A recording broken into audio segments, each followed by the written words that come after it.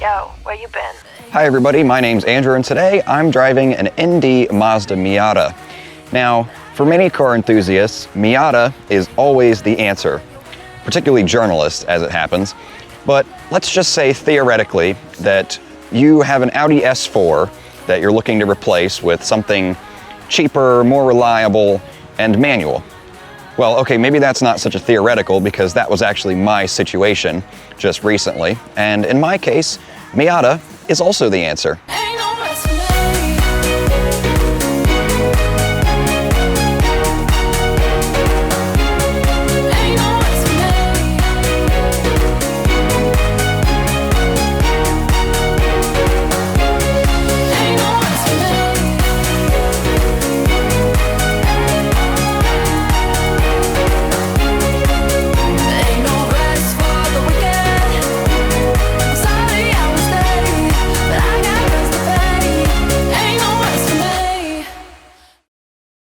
Originally launched in 1989, the Mazda MX-5, or Miata, or Yunos Roadster, depending on where you're from, has since become the single best-selling two-door sports car of all time. And that's according to Guinness World Records as well. Redesigned for 2016, this ND generation brings the Miata into the modern era while still remaining as small and light as possible. Now, for context, this ND Miata is within an inch in length of the original, and even this hardtop RF version still weighs under 2,500 pounds. In 2019, Mazda introduced a few minor changes to the Miata, including adding 26 extra horsepower and a dual-mass flywheel. However, visually the car stayed exactly the same, minus color combinations and things like that. There was also briefly a 30th anniversary edition, which was bright orange. However, this is obviously not that. While the standard Miata still features a power-folding cloth soft top, as it always has, this RF version, or retractable Fastback, features a power-retractable hardtop, similar to Porsche's Targa-style design with its fixed rear pillars. Personally, I prefer the looks of the RF, but sometimes I would rather have the ease of use and speed of use of the soft top. Both versions are available in 3 trim levels: Sport, Club, and Grand Touring. And from 2016 to 2018, this being a 2017, this 2-liter naturally aspirated 4-cylinder produced 155 horsepower and 148 foot-pounds of torque. And of course, both 6-speed manual and 6-speed automatic transmissions are available, but frankly, I'm not sure why you'd ever choose the automatic. Inside, the Miata offers very little in the way of frills or practicality, but still has the basics to make it livable enough. For instance, the seats are manually adjustable, but still have a tilt adjustment, which is a nice touch, and are perfectly comfortable for day-to-day usage. There's no fancy self-driving tech or Apple CarPlay, but this being a Grand Touring, still comes with rain-sensing wipers, adaptive LED headlights, heated seats, things like that, so it's not poorly equipped. Unfortunately, a backup camera didn't become standard until 2018 when they were mandated in the US, but since you can almost stretch and touch the back of the car, it's really not that big of a deal. My only real complaint is that there is basically no storage space in here. I mean, yes, it's a small car, so what do you expect? But the only real storage areas you have are this cubby right here, which is perfect for your documents and your cup holders when they're not in use, and this little storage space down here, which fits sunglasses fairly well, but is not big enough for a cell phone. The basic interior design shares most of its touches with other Mazdas from this sort of mid-2010s design era. For instance, the steering wheel, the round climate vents, the gauges, the screen in here, things like that. And of course, in the center, you have this relatively small by modern standards, but not disproportionate for the car, infotainment screen, which is a touchscreen when you're stationary, although unfortunately is not a touchscreen when you're moving. When you're moving, you have to limit yourself to these buttons and this rotary dial down here. In the center, you do have push-button start, which is a nice touch. Of course, you do have keyless entry on both doors as well. Single-zone automatic climate control, because that's really all you need in this car. And the control for the power hardtop. Now, depending on how your brain works, like mine does, this may be backwards to you because you hold it upwards to put the top down, and you push it down to put the top up. Maybe that makes sense to you, like I said, but that's just one of those things. The Grand Touring trim with its Bose sound system has speakers in the headrests up here, which is a nice touch. I particularly like all of the red stitching around the inside of the car. It's on the dashboard as well, and the shifter and parking brake. Of course, it's not real stitching, it's just, this is all injection molded plastic, but it's still visually nice. Unfortunately, the effect of these black pieces right here is kind of lost given the color of this car, but these are supposed to be paint matched.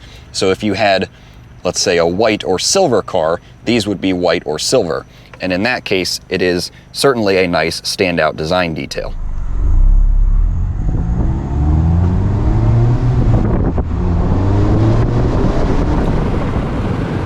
Nothing else on sale brand new right now truly competes with the Miata. A genuinely simple performance car is an incredibly rare thing nowadays. The Toyota GR86 and Subaru BRZ are probably the closest competitors to this car, and while they're great cars, they're bigger, they're heavier, and they don't offer the open-top experience that the Miata does. The BMW Z4 and Porsche Boxster are probably the closest thing in terms of form factor, but those cars are anywhere from $15,000 to $30,000 more than the Miata. And BMW doesn't offer a manual transmission anymore either. And speaking of the manual, the Miata's shifter continues to be one of the best you'll ever feel. Even from factory, the throws are super short, super crisp. Despite being such a small, low power, low inertia car, the clutch is easy to get to grips with, and this car is pretty easy to get going from a stop. Overall, it's a fairly easy manual to drive if you're relatively inexperienced. There's no automatic rev matching or anything like that, which most car enthusiasts will appreciate, but the pedal placement makes heel-toe downshifting easy as well. All manual Grand Touring Miatas include the club's limited slip differential, Bilstein dampers, and front strut tower brace. Handling, of course, is obviously the main focus of this car. It's not fast, but there's no doubt you can have fun in basically every driving situation. I mean, sure, it does 0 to 60 in the mid 6-second range, which actually isn't that bad since it's so small and light, but even in everyday bumper-to-bumper traffic driving scenarios, you can wring out this engine up to its 6,800 RPM red line and bang through gears without breaking the speed limit. I mean, it's just such a fun car to drive, and there's really nothing else that needs to be said about this car. I mean, I have a very difficult time forming an emotional attachment with most cars, but I'm only 600 or so miles into owning this one, and I already absolutely love it, and I'm gonna have a hard time getting rid of it. I mean, this is truly one of the most down-to-earth and enjoyable driving experiences you can have in a car these days, and that's just so perfect in my opinion. But yet somehow this car is still perfectly daily drivable. Now, I'm obviously not going to be daily driving it since I have my Q5, but you can if you really want to. Sure, it's noisy on the highway, although the RF hardtop version is a little bit quieter than the soft top, but it's comfortable, it's refined enough, you're not gonna get as beaten up by it as you would by some other cars. And I mean, it's got good features. The Bose sound system is pretty good. Getting in and out isn't too terrible. I mean, you just can't have cup holders if your passengers have legs. That's really the only downside. So let's talk about why I chose to buy a Miata, because this is very different to any other car I've ever owned. I typically own German cars, as you've seen on this channel, and this is also, by just a few inches, the smallest car I've ever owned. But ultimately, it works for my situation right now, because I have another car that I can drive when I need to carry more than one person, or when I need to carry more than a laptop in the trunk. And this is just such a good little sports car, and that's really what I wanted. I kind of hinted in my previous S4 video that I was possibly going to get another dedicated, you know, two-door manual sports car or something similar before the end of the year.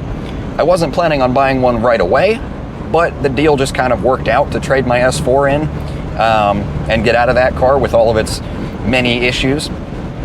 But this is really just what ticked all of my boxes. It was relatively inexpensive.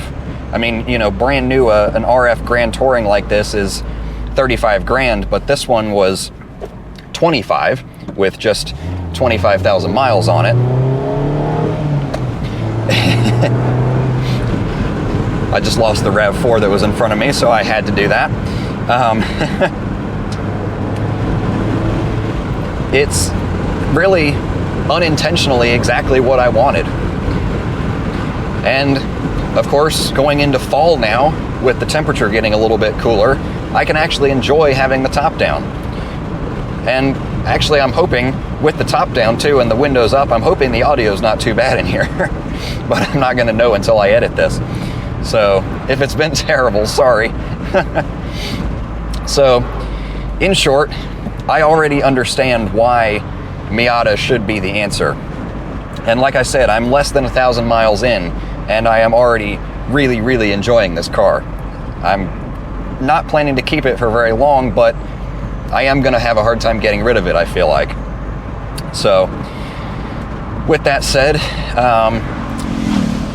nice bike. With that said, here's to many top-down, rev-matching, purely enjoyable miles to come. And that's where I'm going to wrap this video up. As always, if you enjoyed it or found it informative in some way, give it a thumbs up. Be sure to check out my website, alsoandrew.com, for additional content, and consider subscribing for plenty more content to come with this car and others.